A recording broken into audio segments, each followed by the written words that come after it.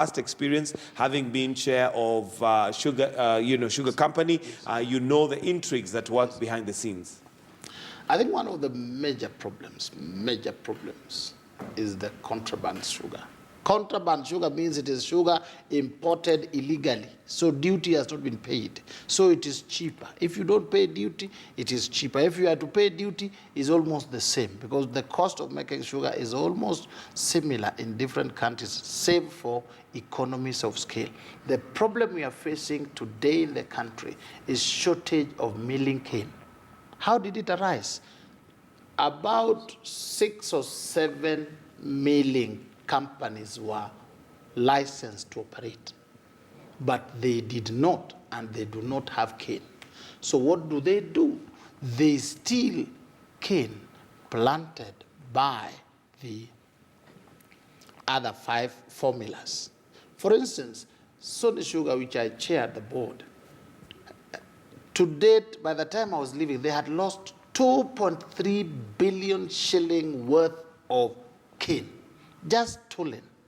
That goes with inputs because you give inputs, work, that goes. And the other companies come and they take it, they mill it, they pay the farmers a little, and then it goes.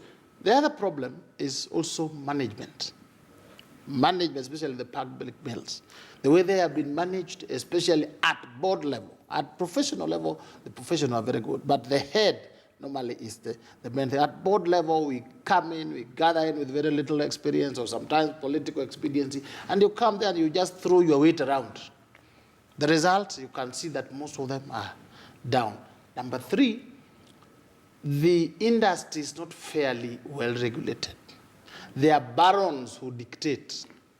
Barons, the ones who can bring contaminated sugar, the ones who control the international market, the ones who can go to parliament and say, even though I have a problem, I was not alone. There were so and so, so and so, so and so. You see them when they talk and you say, why can't you start by admitting that, saying, I made this mistake, I am sorry about it, but also find out whether so and so made a similar mistake. So the barons have held hostage. And this is an industry where big money is flowing. So when you see one baron coming and opening 3, 4 factories and importing half the sugar and then is repackaging it and doing a cadabra, then you know that until government comes in, injects funds into the public mills, injects good administration, and then controls the barons who issue licenses, the barons who do all these things, it would remain fairly chaotic. It's a lucrative industry, very lucrative. All right, let me bring you Michael Agwanda on this. And according to a sign here that has been held by one of those protesting and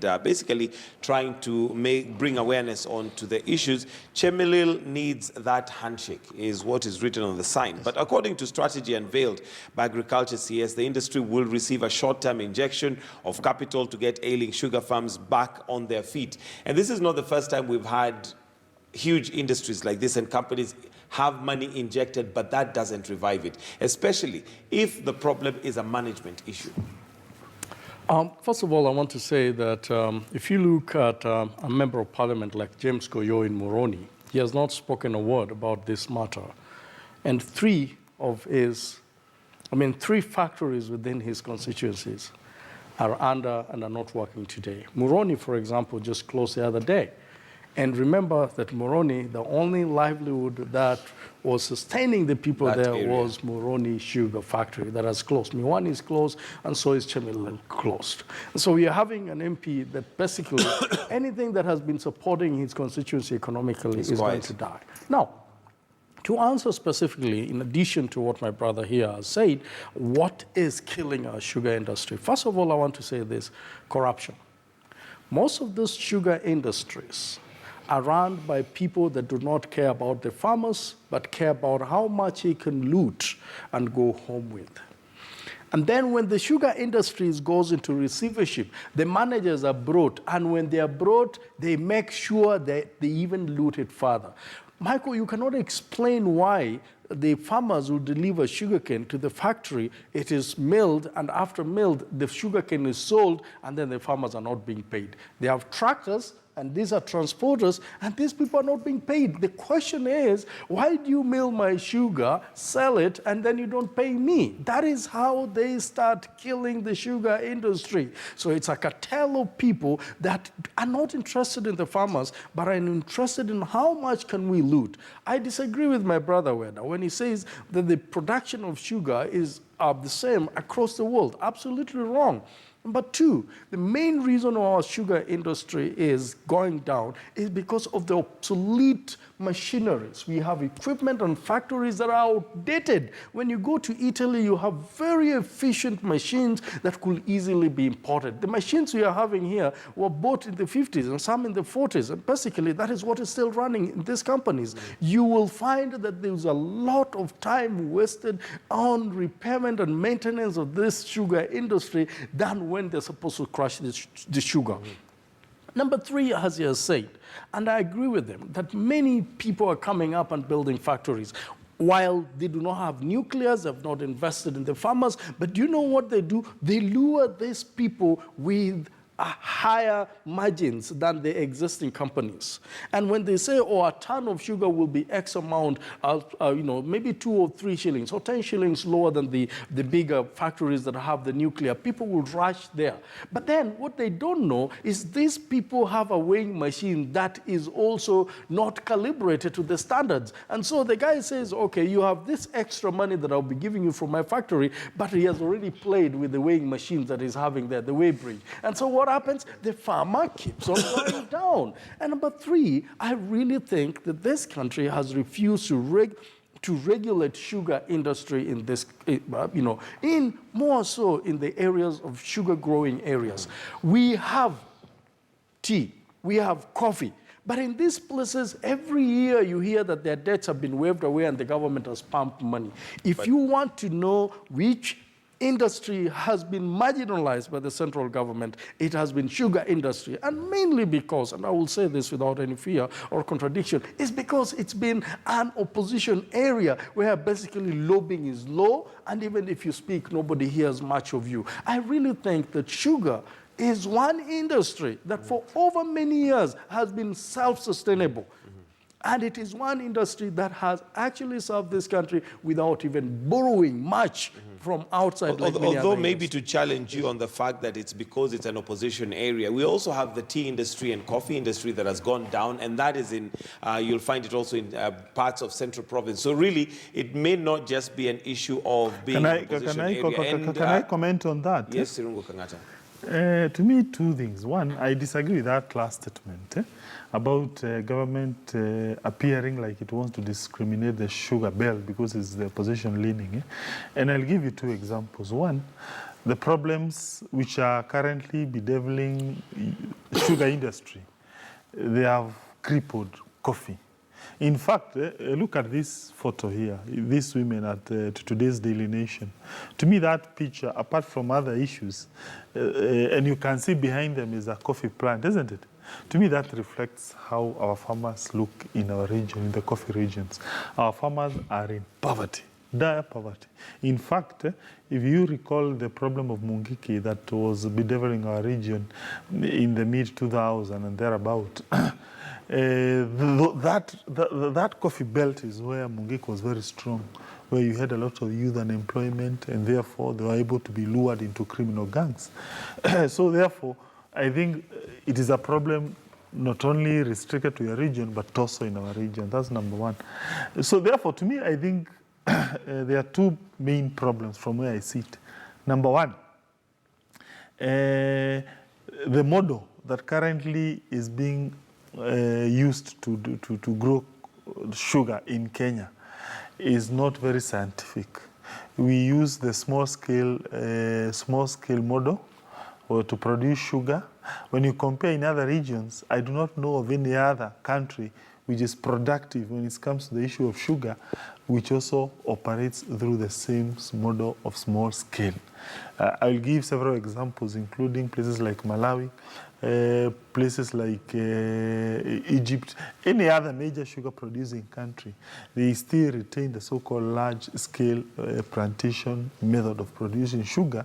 That is how they are able to have what we call economies of scale and give cheap sugar that Kenya cannot be able to compete with at that price. However, does that then mean we do away with our small-scale farmers in Kenya? No, but we need to understand that that's a major hindrance. How do small-scale farmers come up with a model that can be able to compete with large-scale farmers? I think the best model appears to be the tea sector because it's still somehow fairly profitable in Kenya, which therefore means, one, you aggregate all the small-scale farmers, they come together, they form a giant entity, and that giant entity is the one that does marketing, processing, and selling all that. So therefore, I think maybe government needs to consider bringing those all entities together, and it seeks control. It gives almost absolute control to the farmers. And then that giant entity is the one that is able to mobilize sugar cane for those small farmers. And they are able now to try to compete against the so-called large-scale farmers or players, whether regionally and also Comesa region. Remember, even Kenya's sugar problems have somehow to do with the Comesa region because we have made some commitments. And those commitments at the Comesa level ensures whenever we have a shortfall, you must import from Comesa region. And Comesa sugar is quite cheaper than our local sugar. So therefore, maybe the best case scenario would be if you can be able to have a giant entity that can be able to harness sugar for the small-scale farmer. And using that so-called economies of scale, we are able to bring down our sugar prices. But now, again, the problem arises about governance. Because there's also, you may bring people, they may even be elected by farmers, but then again, the issue of governance and their competence of those people becomes an issue. I don't know. An issue. All right, Let me clarify two things. One, there's no sugar in the Comesa region. Please get that very clearly. Even this import, the all massive import. Malawi has sugar. Malawi doesn't have enough to bring to Kenya. Just look at the sugar that was imported. None came from Comesa. There's a deficit there. Please get this as a leader so that when you talk, they get to know. Number two, something was said, we are obsolete. I hear it everywhere. Machinery? Machinery, that is further from the truth. This machinery are refurbished and upgraded every time. Leave that aside. Mumias has the best machinery in the region, in the Comesa region. It was the first to go. It was also private. With all the money, it went down. Transmara is a private institution, is a state-of-the-art milling company, also on its knees. So the question of obsolete machinery, they are said in bars and in other areas when people meet and they don't know. The problem is not machinery. Sugar is milled almost in the same way. It is like saying if you cook ugali in Nyeri, it is a lot cheaper than ugali cooked in Kisumu. If all factors are constant, the costs are the same, save for economies of scale. And when you talk about harnessing farmers into an organization, the farmers have very sad experiences. They had what was called SOC, their own organization. Those organizations sank with their money. They never want to hear about it. So it seems that for us to move forward, government must have a clear policy. If you saw the budget, the last budget that you people are approving, there was nothing in it to revive this industry. But this industry takes money, a lot of money. And it also takes muscle to deal with the barons. They're tough. And Irungu Kangata, maybe coming back to you, we did have the president and the government declare that they were going to waive some of the debts that are owed by some of the farmers in Central Province. But it seems that that's a very short-term solution that never seems to work. Yes, indeed. Injecting cash and, waiving debts, it doesn't seem to work. There seems to be a bigger problem. And unfortunately, this being one of the biggest earners for farmers, coffee, tea, sugar, We need a solution. You see, yeah, one of the problems is that some of those interventions tend to disproportionately benefit officials in those sectors or various organizations, let's say like the cooperative movement, let's say in a certain place like in Nyeri. So for instance, when you talk of a waiver, so it means it is the management which, for instance, we had procured a certain debt, and therefore when that waiver comes, that management will be the first people who will benefit. So probably I would propose when you have measures, you come up with measures which are targeted. They go directly into farmers' pockets. I recall last time when I was a member of parliament, I had proposed for something that is called guaranteed minimum return, where if you are giving support, don't give directly to the cooperative, give it directly to the farmer. You can come up with a model of saying, no, you produce this amount of coffee per every coffee plant, and with this quality, and once you do that, we are going to guarantee you maybe to add you, let's say, 10 shillings. That way, that intervention is directly to the farmer, not to a certain cooperative. I can give you a good example that, for instance, in my county, I've seen some revival in dairy after there was an agreement between the farmers and a certain milking plant, where they were given some guarantee that once you bring milk to a region, we shall give you that 5 shillings per litre. That way, I saw production rising. So to a certain extent, I think any government support should not be geared towards an entity that has certain officials or some bureaucracy, including, for instance, injecting money into Mumias. I think that's a problem.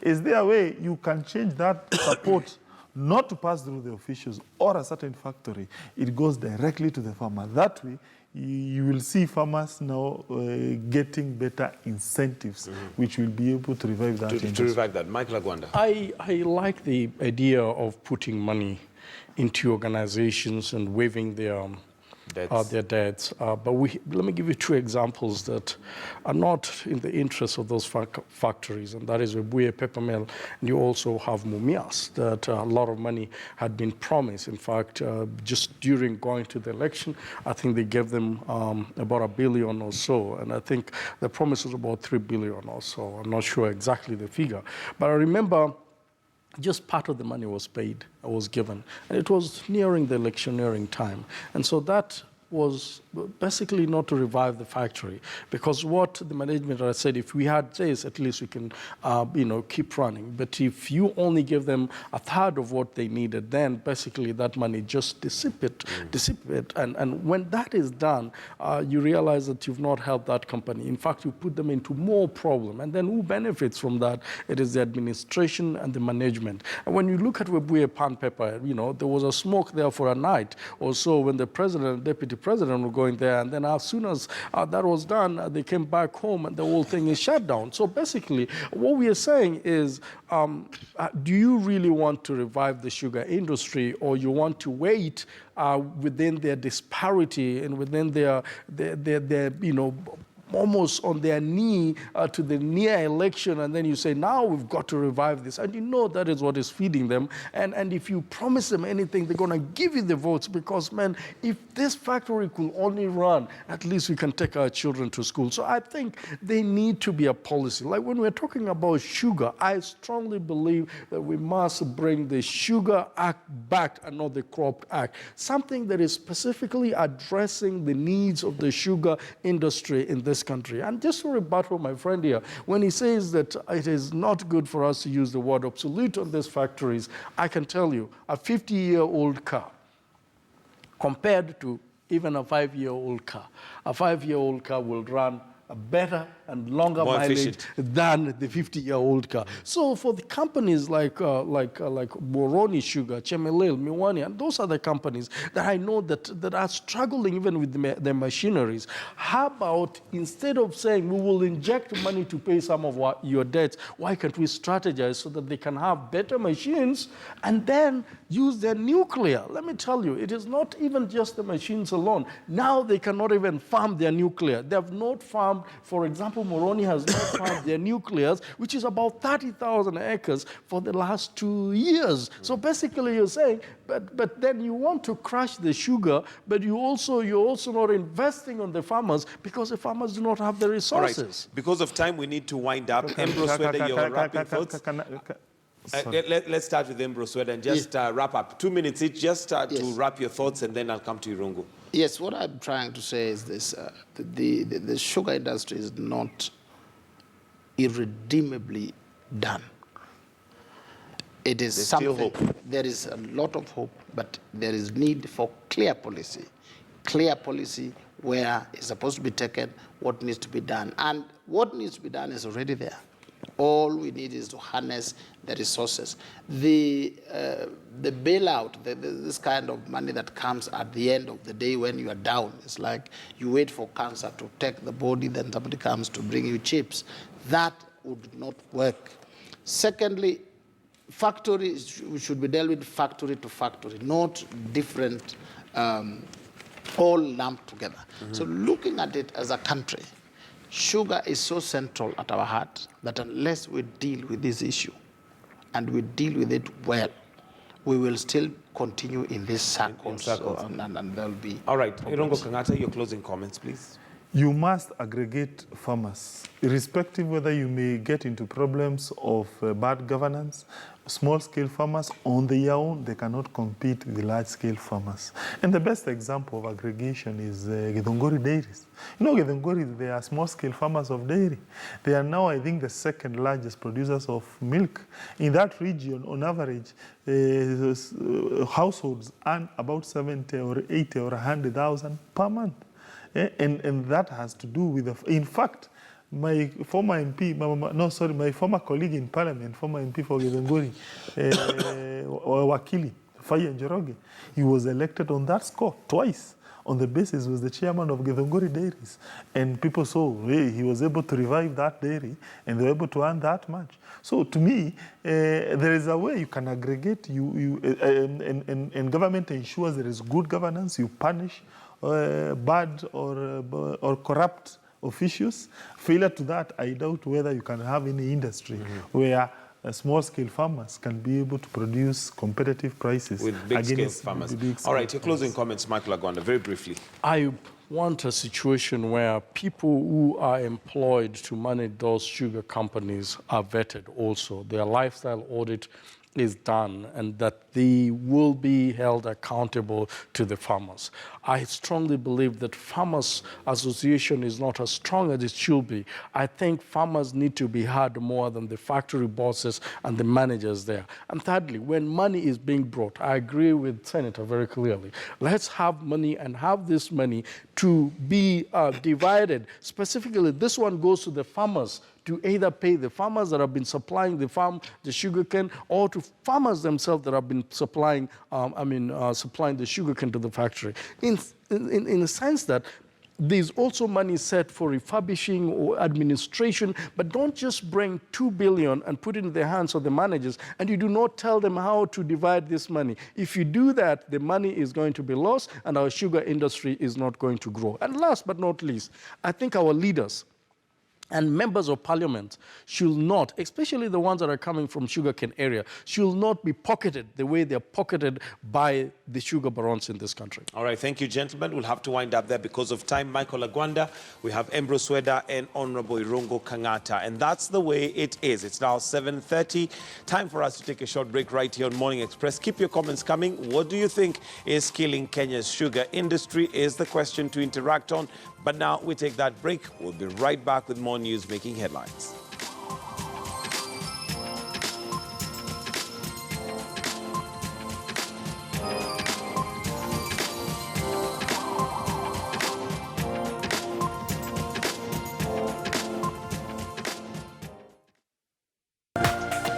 This is KTN News.